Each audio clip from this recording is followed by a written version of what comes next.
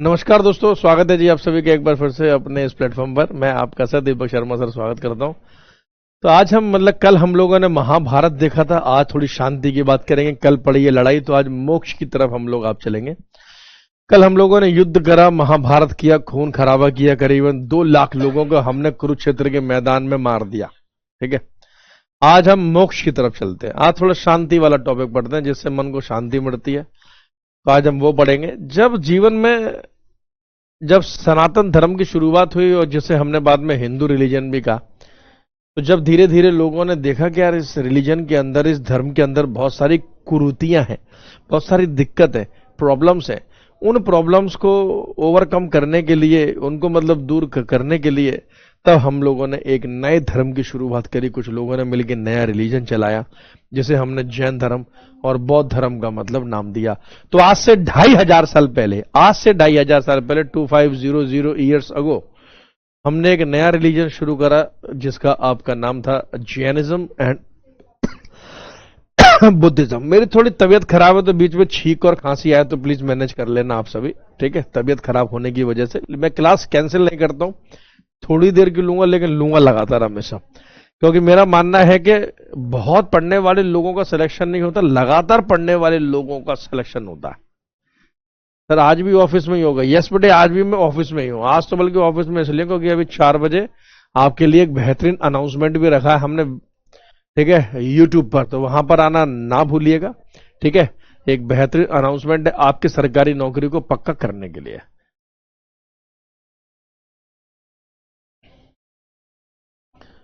Sir आप में भी एक दिमाग है, अपने आप ही कट हो जाता है। क्या कट हो जाता है बे?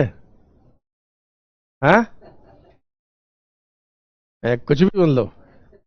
पढ़ो बेटा पढ़ो, इन सब बातों में कुछ नहीं रखा। मेरे एक टीचर थे, वो मुझसे कहा करते थे कि पढ़ ले बेटा पढ़ ले, वरना जिंदगी भर पढ़ता रहेगा। आपको पढ़ाई उतनी ही करनी है। वो ऐप की बता रहा है कि अपने आप वीडियो कट हो जाता है। ऐप बेटा हम लोगों ने सीधे ना एलोन मस्क से बनवाई है। सीधे बेटा एलोन मस्क बना रहा है। अब मैं अपने सर की तरफ बेटे फोन करना शुरू करूंगा लोगों को। अब जैसे पहला कॉल मैं एलोन मस्क को लगाऊंगा। हाँ जी, 4 बजे रखा है इवेंट, तो क्लास में रहोगे, इवेंट में चले जाओ। सिलेक्शन बेटे ऐप से आना, यूट्यूब से ना आना, समझे? हाँ, इसलिए ऐप पे पढ़ो और नोट्स बनाओ। अब देखो 2500 साल पहले, हेडिंग डालो Jainism and Buddhism. Jainism and Buddhism डाल लीजिए हेडिंग। जैन धर्म एंड बौद्ध धर्म, दोनों धर्म लगभग एक साथ ही शुरू हुए हैं। आपको यहां पर बस यही याद करना है कि पहले जैन धर्म आया है या बौद्ध धर्म आया। पहले तो आप मुझे फटाफट से कमेंट करके ये बताओ कि पहले जैन धर्म आया है या बौद्ध धर्म आया। सर आपको इंस्टा पर फॉलो किए हैं, बहुत बहुत बढ़िया Isha Kumari ji, very good, thank you. तो और बच्चे अगर फॉलो करना चाहें तो दीपक दा शर्मा के नाम से मेरी इंस्टा की आईडी है, आप वहां पे फॉलो कर सकते हैं। जैन धर्म और बौद्ध धर्म दोनों की शुरुआत आपकी होती है 6th सेंचुरी बीसी में। 6th सेंचुरी बीसी, 6वीं शताब्दी ईसा पूर्व में आपके जैन धर्म बौद्ध धर्म दोनों की शुरुआत होती है। आज से करीबन 2500 साल पहले, आज से 2500 साल पहले, यानी कि 2500 ईयर्स अगो। ध्यान रखना, ये क्लास में आपको रेलवे के हिसाब से पढ़ा रहा हूं, ठीक है। एसएससी के हिसाब से थोड़ा सब्जेक्ट अलग हो जाता है, ठीक है, और जीडीवीडी के हिसाब से अलग आपका हो जाता है, ठीक है। ये आपने फीस रेलवे की दी है तो क्लास आपको रेलवे के हिसाब से ही मिलेगी जी, ठीक। 2500 साल पहले आज से जैन धर्म बौद्ध धर्म की शुरुआत होती है। आपको पता है, आपको एक बात बताऊं मैं, जैन धर्म में सबसे बड़े प्रचारक या फाउंडर माने गए महावीरा, महावीर जी। साथ साथ अगर आप लिखोगे ना, साथ साथ में नोट्स बनाओगे मेरी तरह, तो मैं गारंटी दे रहा हूं 100% समझ में आएगा। There are no substitute of handwritten notes. हाथों से लिखे हुए नोट्स का कभी कोई विकल्प नहीं हो सकता, चाहे कोई पीपीटी कितने भी सुंदर बना दे। अपने हाथों से नोट्स बनाओ आप, वही सिलेक्शन का आधार है, ये साइंटिफिकली प्रूव्ड है कि जब आप कोई चीज हाथों से लिखकर पढ़ते हैं तो आपको वो पीडीएफ या पीपीटी के मुकाबले 4 गुना ज्यादा समय तक याद रह जाती है, क्योंकि उस समय आपका पूरा शरीर एक ही स्थान पे लगा हुआ होता है। और बौद्ध धर्म में आपने गौतम बुद्ध जी का नाम सुना होगा। गौतम बुद्ध, गौतम बुद्ध, जिसको जो समझ में ना आए 4 नहीं 40 बार पूछ लेना, तब तक मैं आगे नहीं बढ़ूंगा। हैरत अंगेज बात यह है कि चाहे महावीर जी हो या गौतम बुद्ध हो, दोनों का ही संबंध क्षत्रिय फैमिली, क्षत्रिय परिवार के साथ था। मतलब ये दोनों ही राजपूत थे, क्षत्रिय फैमिली से संबंध रखते थे, और ये खुद ठाकुर थे, क्षत्रिय थे। बाद में जैन धर्म, बौद्ध धर्म, नए रिलीजन की शुरुआत हो जाएगी, नया धर्म मतलब आ जाएगा। तो इसलिए फिर ये धर्म के फिर ये नया धर्म निकला है, तो हिंदुओं से ही निकले हैं जैन और बौद्ध, और आगे चल के हिंदुओं से ही निकलेंगे सिख। तो जैन, बौद्ध और सिख, ये तीनों धर्म की उत्पत्ति हिंदुओं से हुई है। इसीलिए हम बोलते हैं कि oldest religion in the world, विश्व का सबसे प्राचीन धर्म, दैट इज द हिंदू धर्म, या आप इसे सनातन धर्म भी बोल सकते हैं। असलियत में हमारे रिलीजन का नाम था सनातन, और सनातन को फॉलो करने वाले हैं हिंदू, ध्यान रखना। तो सनातन के फॉलोअर्स मतलब हिंदू हुए, सनातन के फॉलोअर्स आपके मतलब हिंदू हुए, ध्यान रखिएगा आप इसे, ठीक है। बताओ पहले जैन पढ़ोगे या बौद्ध पढ़ोगे? बताओ, फटाफट से कमेंट करो, पहले जैन पढ़ोगे या बौद्ध पढ़ोगे? जब तक आपका कमेंट नहीं आएगा तब तक मैं आगे नहीं बढ़ाऊंगा। जैन या बौद्ध? मैं स्टूडेंट के हिसाब से हमेशा पढ़ाता हूं, आज भी आप ही के हिसाब से पढ़ाऊंगा। जैन या बौद्ध? क्योंकि मैं अगर कुछ पहले पढ़ा दूंगा तो आप सोचोगे सर उसी का रिवीजन करके आए होंगे। आज आपको पता चलेगा मेरे पास कितना ज्ञान है। जैन या बौद्ध? पहले जैन, जीशान लिख रहा है जैन, इंद्रजीत लिख रहा है सर जो आपको ठीक लगे। देखो ठीक तो मुझे लग रहा है क्लास कैंसिल कर दो भाई। अरे बेटा कई बार ठीक से ऊपर काम करना पड़ता है आपको। शिवम कुमार, आपकी इच्छा सर। देखो मैक्सिमम बच्चों ने जैन लिखा है, कुछ बच्चों ने बौद्ध लिखा है, तो हम पहले जैन लिखेंगे। और वैसे भी मैं देखो सच बताऊं, मैं आज जैन धर्म का रिवीजन रिवीजन करके आया हूं यार, तो जैन धर्म ही हम पढ़ेंगे। आपसे क्या छिपाना, आप तो मेरे बच्चे हैं, पढ़ने से ही होगा। टीचर को भी खुद पढ़ाई करनी पड़ती है, तलवार में लगेगी धार।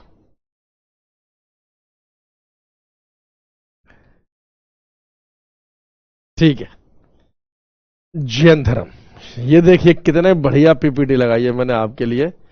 जैन धर्म देखने से सिलेक्शन हो जाएगा बेटा, देख रहे हो। और ये एआई नहीं है, ये हम लोगों ने, मैंने खुद बनाई है, रात को बैठ के 2 घंटे तक सिर्फ यही है कि इमेज, देख रहे हो। जैनिज्म, जैन धर्म। अगर आपने 2 घंटे इस वीडियो को बाद में रिवीजन के लिए भी दे दिए तो भी आपका सिलेक्शन हो जाएगा। 4 किताबों को एक एक बार पढ़ने से अच्छा है कि एक वीडियो को 4 बार देखो, ठीक है। दीपक कुमार लिखते हैं जय भीम गुरुदेव। जय भीम बेटे, जय भीम, जय भीम, जय महाभीम, जय महाकाल। देखो पहली स्लाइड देखिए, इस स्लाइड में आपको याद करना है कि जैन धर्म हो या बौद्ध धर्म हो, 6th सेंचुरी बीसी में शुरुआत हुए थे, यानी कि 6वीं शताब्दी ईस्वी में शुरू हुए, ईसा पूर्व में शुरू हुए। ये वाली बात मैं पहले ही आपको बता चुका हूं, बाकी आप इस स्लाइड में कुछ ना पढ़ें, कोई दिक्कत नहीं है। फिर हम बात करते हैं जैन धर्म और बौद्ध धर्म दोनों की, ठीक है। कि जैन धर्म और बौद्ध धर्म की उत्पत्ति लगभग एक साथ हुई है, आज से करीबन 2500 साल पहले। और इसमें भी हम बात करेंगे पहले जैनिज्म की, यानी कि जैन धर्म की।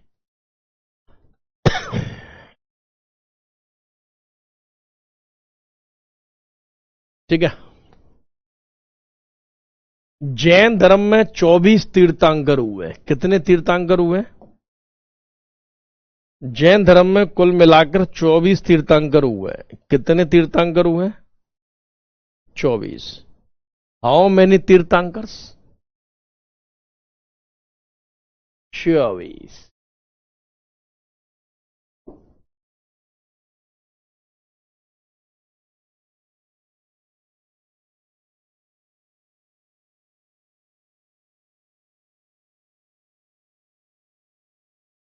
आज जैन धर्म समाप्त कर दूंगा मैं।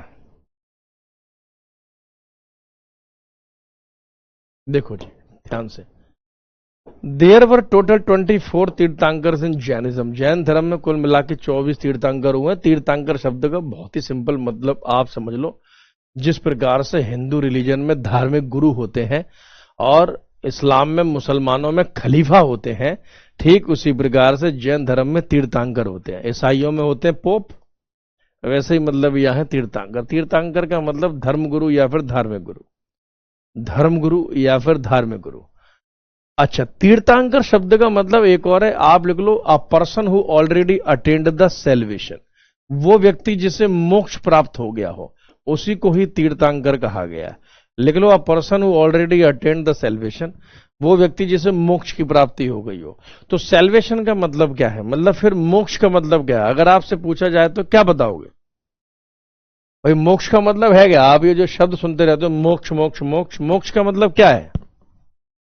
मीनिंग ऑफ सेल्वेशन, मोक्ष का मतलब। अब ये मत लिख देना जैसे हमारे यहाँ शिवम बैठा है बोल रहा है सर मोक्ष का मतलब मर जाना। नहीं नहीं, मरते तो सभी हैं लेकिन मोक्ष सबको नहीं मिलता है। मोक्ष का मतलब होता है फ्री फ्रॉम रीबर्थ, बार बार पुनर्जन्म से मुक्ति। मतलब आप एकदम, जब आपका देहांत होता है तो आप एकदम, अब आप दोबारा पैदा नहीं होंगे।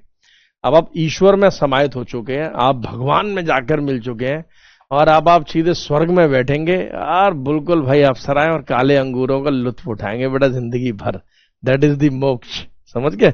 यानी अब आप इंसान की तरह पैदा नहीं होना कि फिर पैदा हुए, फिर स्कूल गए, फिर रीजनिंग, फिर मैथ, फिर इंग्लिश, फिर जीएस, फिर सर मेरा 2 नंबर से रुक गया, फिर सर मेरा 3 नंबर से रुक गया, फिर सर पेपर लीक हो गया।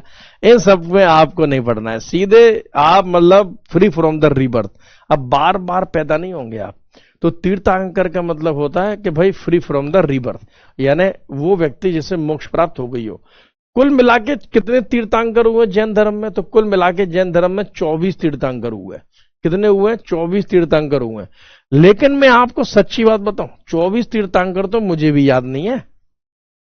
24 के 24 का नाम तो मुझे भी याद नहीं है। शान लिखता है सर 72 हुरे मिलेंगे। बहुत बेटा 71 ले, 72 ले बेटा तू, ठीक।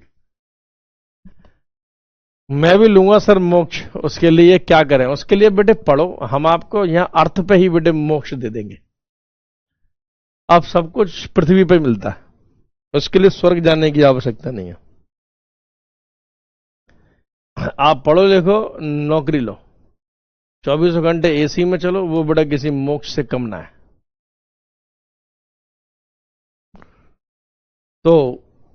तो आपको 24 तीर्थंकरों का नाम याद नहीं करना है, आपको उन तीर्थंकरों का याद नाम करना है जो कि बार बार आपके एग्जाम में आते हैं।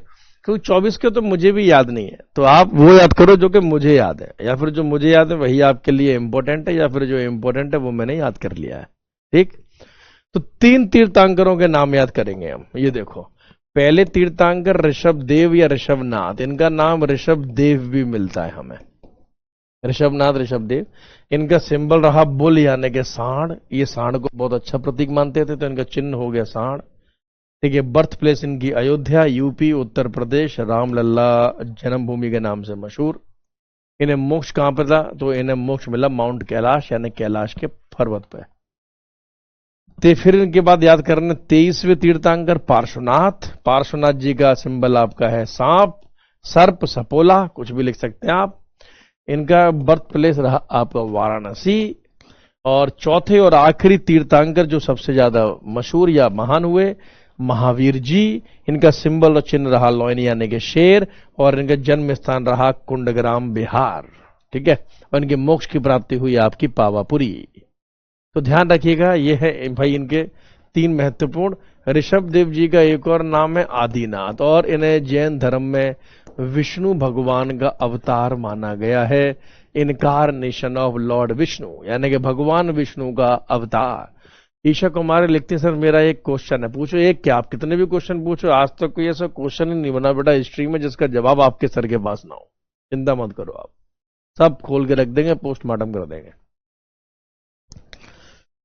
इनमें भी जो आपके सबसे महत्वपूर्ण माने गए हैं that is the Mahavira. Mahavir ji इनमें सबसे महत्वपूर्ण माने गए, तो हेडिंग आप डाल लो महावीरा।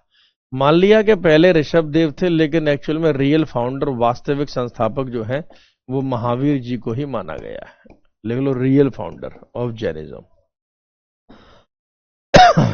जैन धर्म के वास्तविक संस्थापक।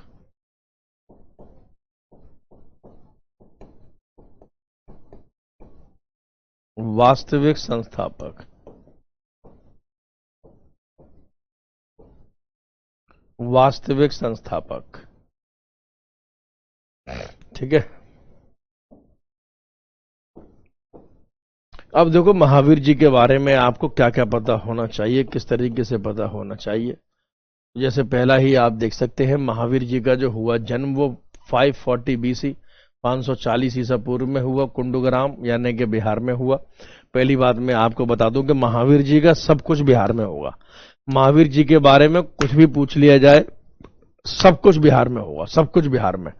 तो ये याद करने का सबसे बेस्ट तरीका है कि महावीर जी का सब कुछ होगा बिहार में। Please, thank you. ऑप्शन में दोनों आ जाएं तो अगर सिर्फ फाउंडर लिखा है तो ऋषभनाथ, और अगर रियल फाउंडर आपका मतलब लिखा है तो आंसर महावीर जी होंगे। अच्छा, ऐसा क्यों सोच लेते हो पहले से, जो कि मतलब आने के चांसेस कम है?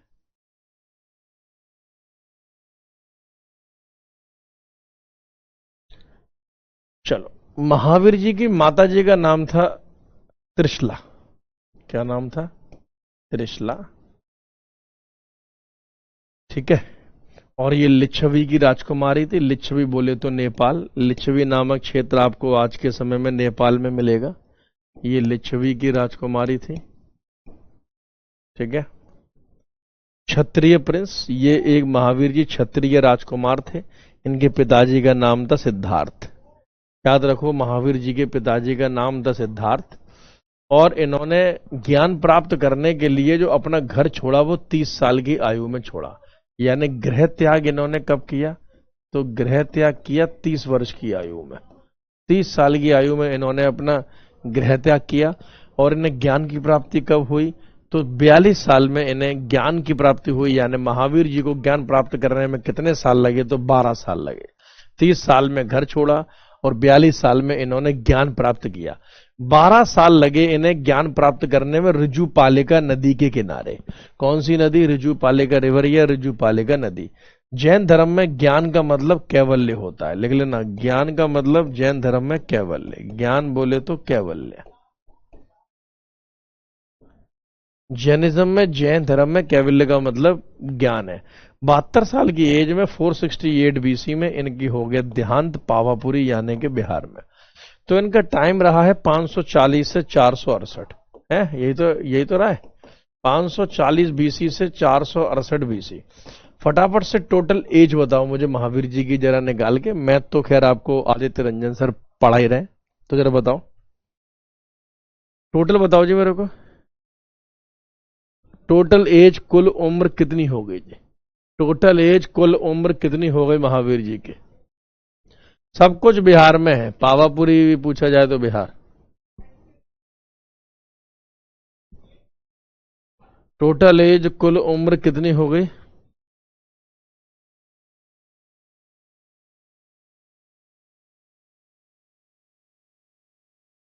टोटल एज, कुल उम्र कितनी हो गई? 72। Very good. इसका मतलब हमारे आदित्य सर बहुत बढ़िया मैथ पढ़ा रहे हैं जी आपको। कुल मिला के 72 ईयर्स यानी कि 72 वर्ष की आयु हो गई। 72 ईयर्स, 72 वर्ष की आयु हो गई किसके? महावीर जी की। तो महावीर जी की कुल उम्र रही 72 साल। सोचो, इन्हें ज्ञान प्राप्ति में 12 साल का समय लगा। नॉलेज 12 साल में प्राप्त हुई है। ईश्वर के अवतार को भी 12 साल लग रहे हैं ज्ञान प्राप्ति में, और आपको सोचो कि मतलब 12 दिन के अंदर अंदर सर मैराथन करा दो, हमें ज्ञान प्राप्त करना है, कैसे पॉसिबल है? समय तो देना ही पड़ेगा बेटे। इनके और भी नाम हैं, जैसे जितेंद्रिय और निर्ग्रंथ जैसे नाम हमें देखने के लिए मिलते हैं। जितेंद्रिय और निर्ग्रंथ। जितेंद्रिय का मतलब जिसने अपनी इंद्रियों के ऊपर जीत प्राप्त कर ली, और निर्ग्रंथ का मतलब है कि free from the all bond, सभी रिश्ते नातों से मुक्त। उसके लिए सब एक समान है, सबके पापा उसके पापा, सबकी मम्मी उसकी मम्मी, ठीक है। यानी कि जो समाज के लिए काम कर रहा है, हर रिश्ते नाते से जो मुक्त होता है उसे हम बोलते हैं निर्ग्रंथ। सर लॉर्ड बुद्धा ज्यादा इस तक रहे, देखो लॉर्ड बुद्धा पे भी आएंगे और इसे अच्छे से याद करना क्योंकि एग्जाम में गौतम बुद्ध और महावीर जी सेम लगते हैं, लगभग एक जैसे ही दिखाई देते हैं ये। तो वहां पर आप महावीर जी की जगह आंसर लगा दोगे बुद्ध और बुद्धा की जगह आंसर लगा दोगे महावीर जी। अब बात आती है कि महावीर जी की वाइफ का नाम क्या था, तो चलो भैया महावीर जी की धर्म पत्नी का नाम लिख लेते हैं, महावीर जी की वाइफ का नाम लिखते हैं। अरे भाई महान लोगों के बीवी बच्चे सबके नाम याद करे जाते हैं, इसीलिए आपको बोलता हूं महान बनो ताकि आपके भी बीवी बच्चों के नाम याद करे जाएंगे, समझे।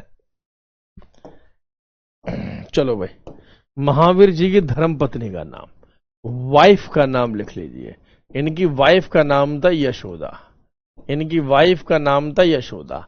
अब बीवी है तो बच्चे भी होंगे, जाहिर सी बात है बीवी है तो बच्चे भी होंगे भाई, हैं बीवी है तो बच्चे भी होंगे। तो इनकी थी बेटी, इनके डॉटर का नाम लिख लीजिए, इनकी थी बेटी या पुत्री, इनकी बेटी का नाम लिख लीजिए। इनकी बेटी का जो नाम था वो था प्रिया दर्शनी।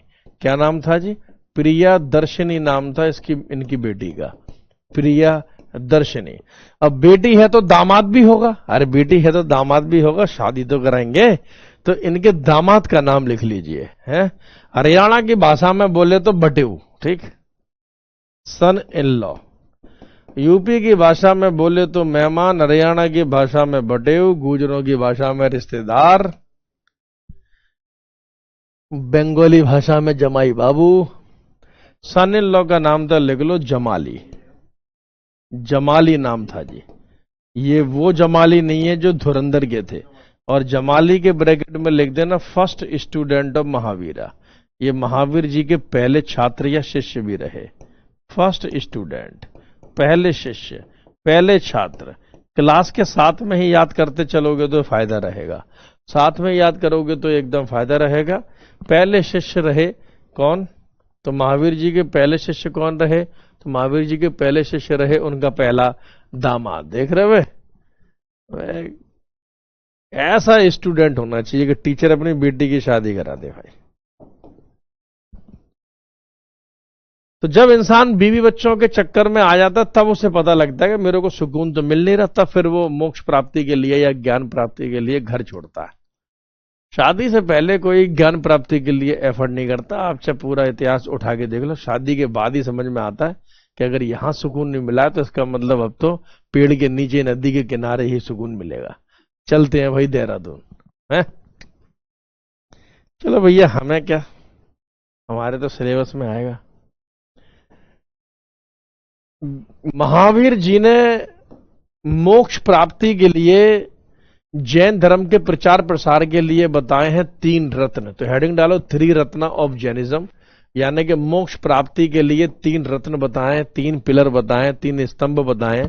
ये मैं आपको ट्रिक के साथ याद करवाता हूं, ये मैं आपको ट्रिक के साथ याद करवाता हूं। तो इन 3 रत्नों को याद करने की एक ट्रिक लिख लो। आपने कभी KFC में खाना खाया, अरे खाया ही होगा, KFC, Domino's, McD, burger king. इसी प्रकार से KFC को बस केवल आप याद कर लो। सर खर्चा कौन उठाएगा, खर्चा बेटे विद्याग्राम उठाएगा आपका।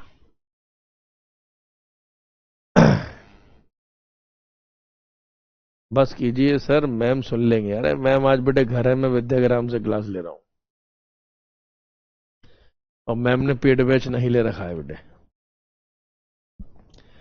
KFC, very good. तो ट्रिक का नाम है KFC। देखो जैन धर्म के 3 स्तंभों को याद करने के बारे में KFC। K से आप लिख लो नॉलेज, K से है जी नॉलेज ज्ञान, F से लिख लो फेथ विश्वास, और C से लिख लो कंडक्ट कर्म। यानी कि सही ज्ञान, सही नॉलेज, सही दर्शन यानी कि सही विश्वास, सही विश्वास बोले तो सही कंडक्ट यानी सही कर्म।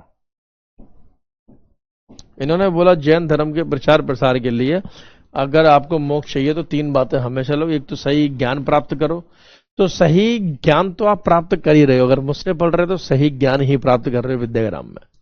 सही ज्ञान के ऊपर सही विश्वास रखना है, यानी कि आपको विश्वास करना है अपने आप के ऊपर, आपको बिलीव करना है जो भी आपने ज्ञान लिया है कि इससे हमारा सिलेक्शन होगा। तो सही ज्ञान से जब सही विश्वास करोगे तो सही कर्म, यानी कि सही कर्म करोगे तो नौकरी तो लगी जाएगी। तो मिल गया ना आपको मोक्ष, है मिल गया ना आपके। सर आप मेरे आइडल हो, थैंक यू सो मच भाई। तो राइट नॉलेज, राइट फेथ और राइट कंडक्ट। KFC से याद कर लेना, एग्जामिनर को नहीं पता कि आप KFC से याद करके आए हो, ठीक है, एग्जामिनर को नहीं पता आप KFC से याद करके आए हो। ठीक इसी प्रकार के जैन धर्म के 5 सिद्धांत भी हैं, 5 ग्रेट वॉर्स, 5 महाव्रत, या इन्हें 5 सिद्धांत भी कहा गया है। जैन धर्म में 5 सिद्धांत है, 3 रत्न है, 5 सिद्धांत है। ये 2 क्वेश्चन आपके बनते हैं 5 सिद्धांत में। जैसे कि सबसे पहला है अहिंसा, आपको मारपीट नहीं करनी है, प्यार मोहब्बत के साथ रहना है। फिर है आपका सत्य, सत्य का मतलब कि झूठ नहीं बोलना है, सच का अपनाना है। अस्ते, चोरी ना करना, मेहनत की कमानी है, खून पसीने की मिलेगी तो खाएंगे वरना भूखे मर जाएंगे, इस सिद्धांत पे काम करना है। और एक अपरिग्रह, मतलब do not believe in property, संपत्ति में विश्वास नहीं रखना है, बल्कि सबसे ज्यादा संपत्ति आपको जैनियों पर ही मिलेगी, ठीक। और आप इतनी जोर से बोलोगे तो एग्जामिनर को भी पता चल जाएगा, हाँ यार ये वाली बात तो है। और आखिरी आप लिख लो ब्रह्मचर्य। ब्रह्मचर्य तो आप समझते ही होंगे, छात्रों का जीवन जीना। ये 5 आपके सिद्धांत हैं, जिसे मैंने डायग्राम में भी आपके लिए बनाया है, आप देख सकते हैं। ये रहा जी अहिंसा, अहिंसा, सत्य, अस्ते, ब्रह्मचर्य, अपरिग्रह। फटाफट से ये छाप लो।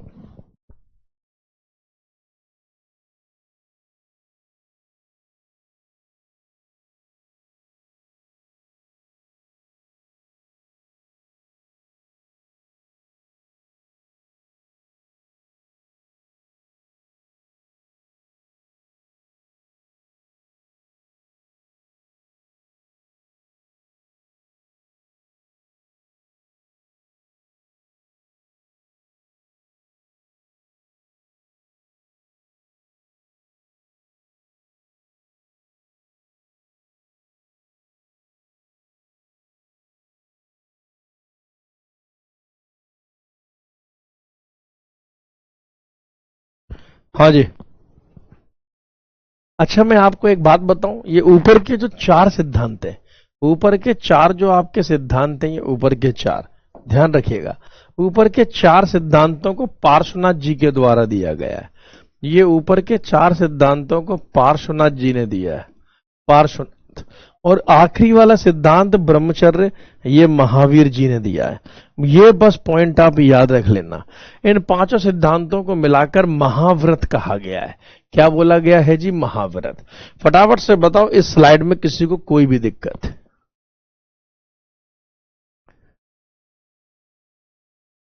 पोटैटो अनियन गार्लिक भी नहीं खाते हैं जैन पीपल। हाँ कुछ लोग नहीं खाते हैं, कुछ खाते भी। मेरी एक कॉलेज टाइम में थी मेरी एक फ्रेंड, वो तो दबा के खाती थी प्याज और लहसुन। अरे जैनी बहुत पैसे वाले समुदाय है भाई। मेरी थी भी एक फ्रेंड, उसके पास बहुत पैसा था।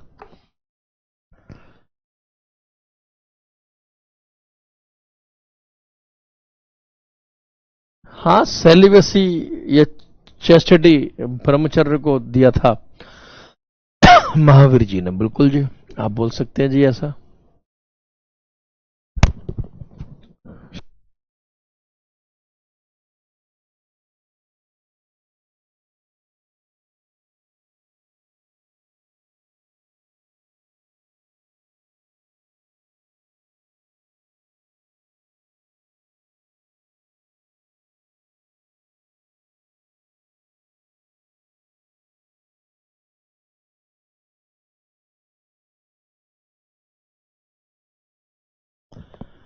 सर मेरी भी थी, एक ब्रेकअप हो गया। कोई नहीं, बड़ा ब्रेकअप तो होते रहते हैं।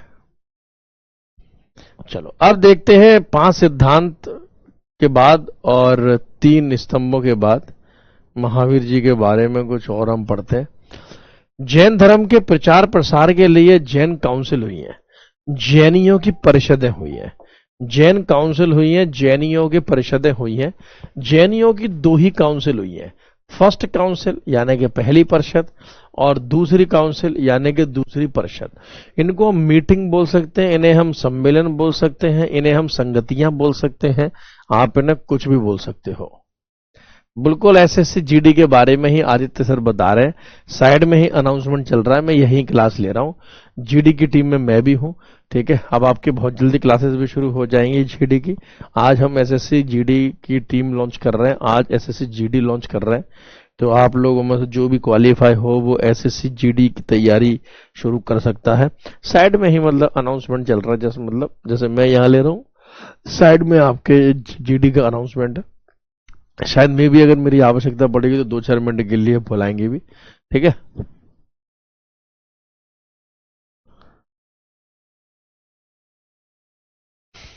तो पहली वाली जो आपकी हुई है वो 320 300 ईसा पूर्व में हुई। कब हुई? 512 बीसी यानी 512 ईसा पूर्व में हुई। पाटलिपुत्र में हुई। लोकेशन क्या? पाटलिपुत्र। वल्लभी नामक स्थान पे हुई। वल्लभी आपका कहाँ है? तो गुजरात में है। वल्लभी नामक स्थान आपका कहाँ है? ये स्थान आपका गुजरात में है। ईशाना आपका नाम कैसे आता है इसमें? ईशा। हम अध्यक्ष कौन रहा? तो पहले वाले के अध्यक्ष रहे स्थूलभद्र, काफी फेमस धार्मिक गुरु रहे जैन धर्म में।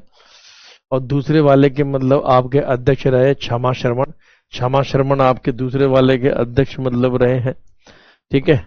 आउटकम्स क्या रहे, क्या मतलब रहे, तो आप याद रखिएगा। दूसरी परिषद का तो कोई ऐसा आउटकम नहीं आया, लेकिन पहली परिषद का आउटकम बहुत शानदार आया है। तो आप नोट बनाकर एक पॉइंट लिखें। कैन फर्स्ट जैन काउंसिल, पहली जैन परिषद में, इन फर्स्ट जैन काउंसिल, पहली जैन परिषद में, इन फर्स्ट जैन काउंसिल, पहली जैन परिषद में, Jainism was divided into two ideology, Jain धर्म का विभाजन दो विचारधाराओं में हो गया। जैनियों की परिषदों में शान राजा याद नहीं करने, वो बौद्ध धर्म की परिषदों में याद करने। दो टॉपिक को मिक्स मत करो, इसीलिए मैंने कहा था जैन धर्म बौद्ध धर्म एक जैसे लगते हैं। राजा बौद्ध धर्म के याद करने हैं, जैन धर्म के याद नहीं करने हैं, क्योंकि वही राजा ने उसको मतलब स्पॉन्सर करा है, समझे? जैनियों में परिषदों को राजाओं ने स्पॉन्सर नहीं करा है। तो जो फर्स्ट काउंसिल जो हुई जैन धर्म की, कौन सी काउंसिल? अब देखना, इसे साथ साथ भी लिख सकते हो या बाद में भी लिख सकते हो। फर्स्ट काउंसिल जो हुई, पहली परिषद जो हुई, पहली परिषद में जो आपका जैनिज्म है, आ रहा हूं, हाँ, जो जैनिज्म है, जो जैन धर्म है, वो दो भागों में डिवाइड हो गया। वो किन भागों में डिवाइड हुआ अभी आके बताता हूं। अभी जस्ट मतलब बगल में अनाउंसमेंट चल रही, जैसे आप लोग कमेंट कर रहे हो कि सर जीडी, अरे इन्हें भी पता है कि जीडी की टीम लंच हो रही है, देखो। ठीक है सर, आदित्य सर जीडी के लिए बता रहे हैं। ठीक है, बस वहीं आदित्य सर के पास ही जा रहा हूँ, फटाफट से आ जाओ जल्दी। यूट्यूब पर लाइक करेंगे, शेयर करेंगे, सब्सक्राइब करेंगे। अभी आ रहा हूँ 5 मिनट में, यहाँ लाइव रहना, लेकिन वहां पे भी आ जाओ यूट्यूब पे फटाफट।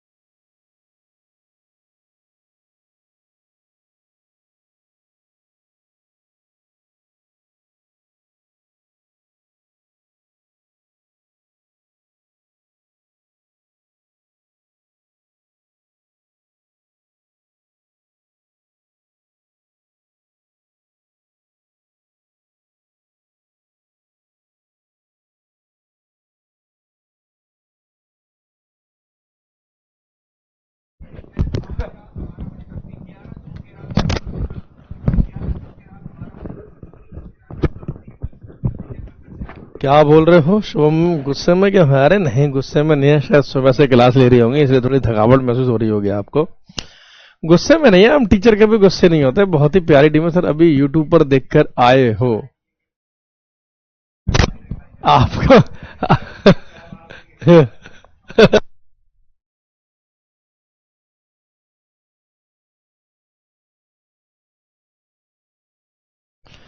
चलिए, आप लोग भी वाइटिंग में चले गए थे, मैं भी वहां से यहाँ आ गया। भाई देखो, जब कोई टीम लॉन्च होती है तो आपको फेस तो अपना दिखाना ही पड़ता है, ताकि ये रहे कि हम भी टीम के मेंबर हैं। और कुछ बच्चे देखो, जैसे मान लिया कि भाई सारे बच्चे किसी न किसी टीचर के लिए आते हैं, मैक्सिमम आप आदित्य रंजन सर के लिए आते हैं, लेकिन कुछ बच्चे वाकई में किसी न किसी टीचर के फैन होते हैं। जैसे मान लो कि 10,000 बच्चे, तो उसमें 2 बच्चे ऐसे होंगे जो मेरे ऊपर अंधविश्वास करते होंगे, 2 बच्चे किसी और टीचर के ऊपर अंधविश्वास करते होंगे, 2 किसी भी बनते, तो पूरी टीम वर्क किसी को ही मतलब हम लोग बोलते हैं।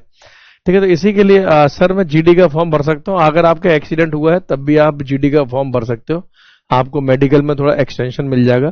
फीस अभी मतलब जस्ट मैं गया था तब 499 थी, अभी जस्ट मतलब उसे 399 करवा के आए हैं।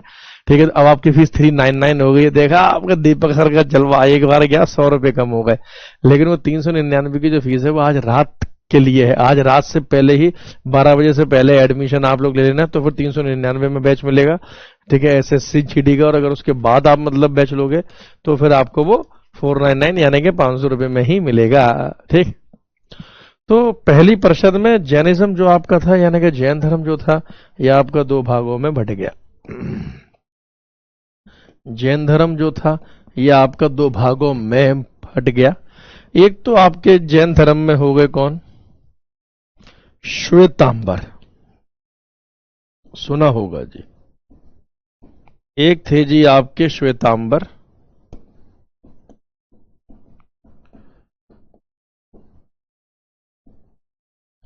श्वेतांबर, और एक थे जी आपके दिगंबर। दिगंबर,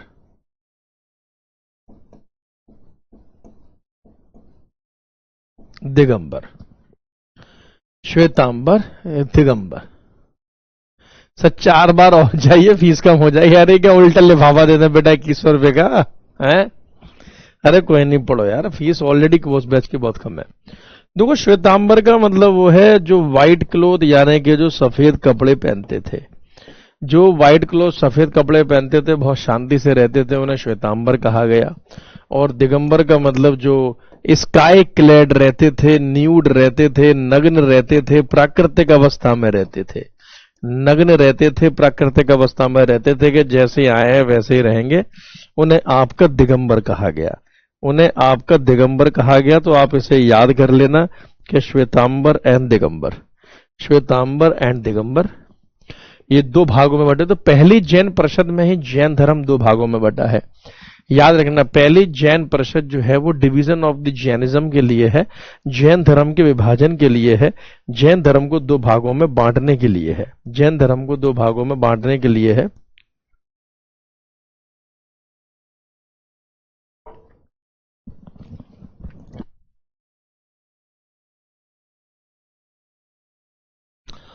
यस, ठीक है। तो श्वेतांबर दिगंबर। तो पूछा जाए कि जैन धर्म किस मीटिंग में बटा, तो जैनिज्म आपका पहली मीटिंग में बटा है। जैसे कि ये श्वेतांबरों की मीटिंग चल रही है।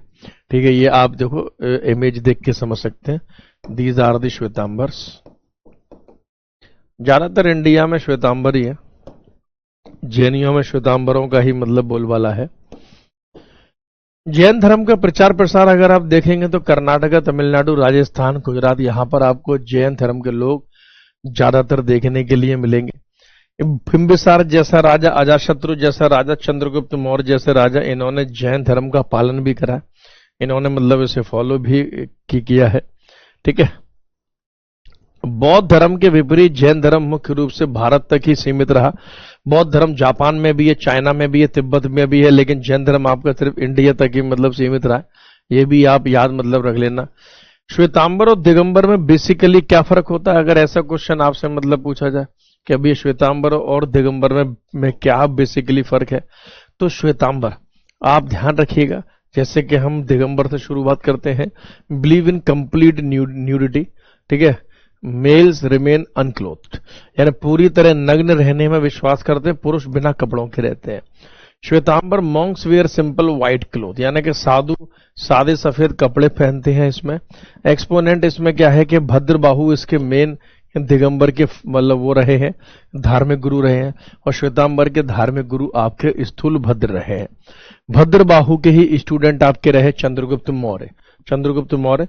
Women can not be tirthankar, दिगंबरों में क्या है कि महिलाएं तीर्थांकर नहीं हो सकती हैं, और श्वेतांबरों में believe Teerthanker can be man और विमेन, यानी कि तीर्थांकर महिला पुरुष कोई भी हो सकता है। तो ये दिगंबर और श्वेतांबरों के बीच में एक बेसिक डिफरेंस, एक बेसिक अंतर आपको अवश्य पता होना चाहिए। इसमें कोई दिक्कत परेशानी हो तो पूछ लो।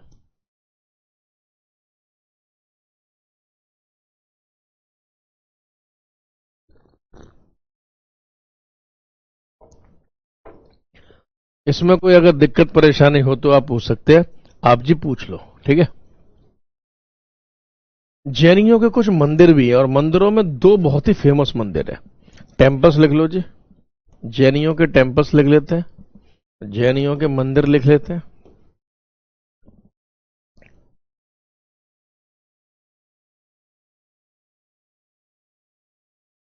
टेम्पल्स, एक क्वेश्चन इनके मंदिरों से भी आता है।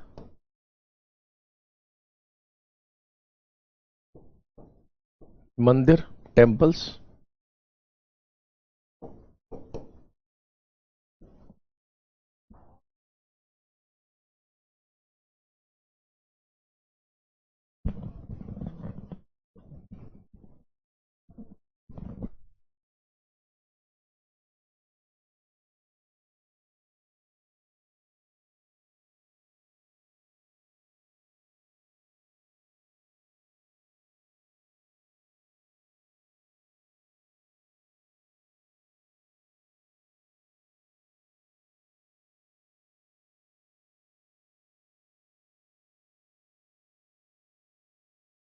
लो जी, आप लोगों का इतना प्यार है कि कई बच्चे एसएससी जीडी बैच लॉन्च होते ही वहां बैच लेने पहुंच गए, और एप्लीकेशन क्रैश हो गया जी। क्रैश हो गया एप्लीकेशन, आप ये समझो जीडी बैच लॉन्च जैसे ही मैंने किया वैसे ही आप सोचोगे मतलब बच्चा एडमिशन लेने के लिए आ गया, और ऐप हमारी क्रैश हो गई। तो आप भी जल्दी से जाके लाभ उठाएं और जीडी के बैच में अपने आप को रजिस्टर्ड कराएं, ठीक है। मंदिर आप याद रखो, दो बहुत ही फेमस मंदिर है। एक तो श्रवण बेल गोला का मंदिर है, श्रवण बेल गोला टेम्पल, हिंदी अंग्रेजी दोनों में पढ़ा हूं। श्रवण बेल, राइटिंग पे मत जाना, भावनाओं को समझना। श्रवण बेल गोला का मंदिर है।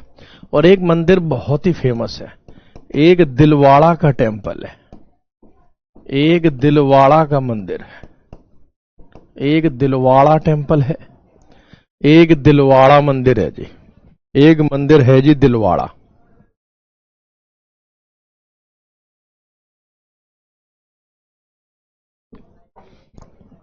दिलवाड़ा।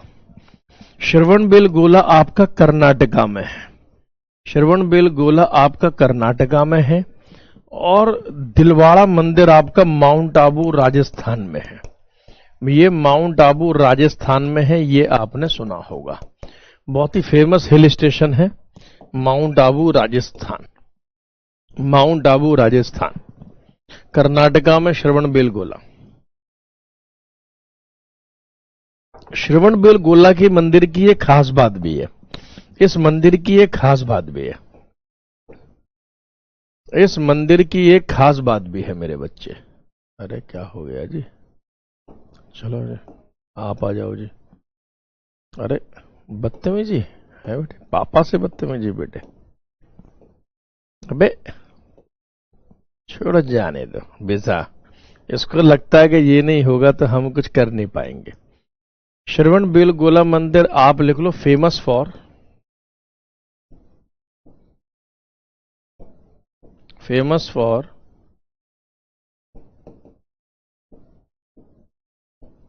Statue of Baahubali.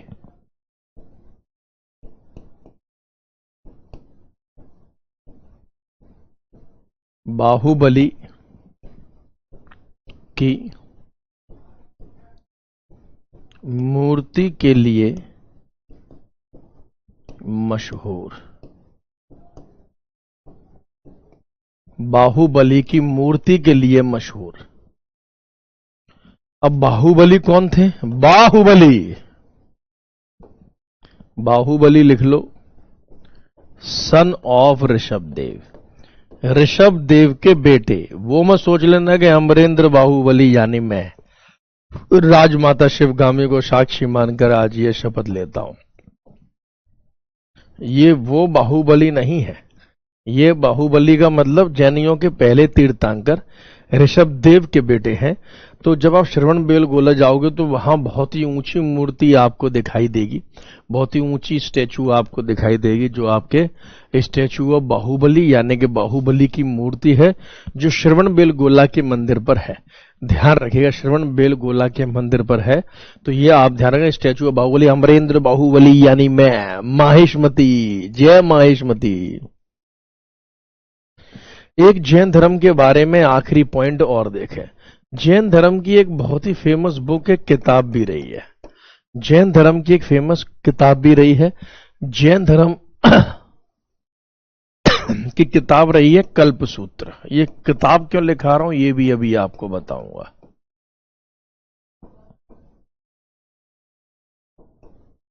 किताब का नाम है जी कल्पसूत्र। क्या नाम है?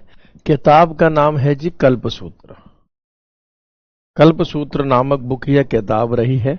और कल्पसूत्र नामक ये जो आपकी बुक है, ये जो आपकी किताब है, इसके ऑथर अगर लेखक आपसे पूछे जाए तो वो आपका आंसर होगा कौन?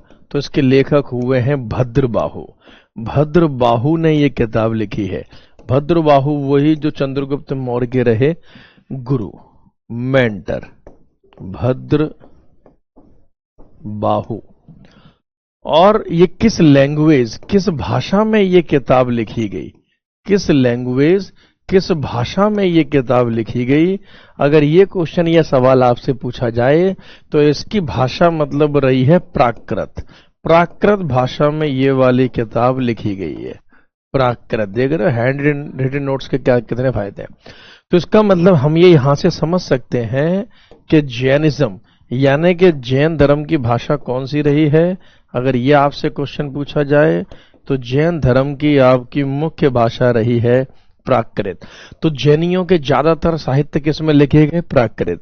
जैनियों की मुख्य भाषा कौन सी रही? प्राकृत। तो बस इतनी सी बातें केवल आपको अपने रेलवे एग्जाम के हिसाब से जैन धर्म के बारे में याद रखनी है, जो मैंने आपको मतलब कराई। कल हम बौद्ध धर्म के साथ आपको मतलब मिलेंगे। कल 4 बजे की ये क्लास बौद्ध धर्म के साथ होगी।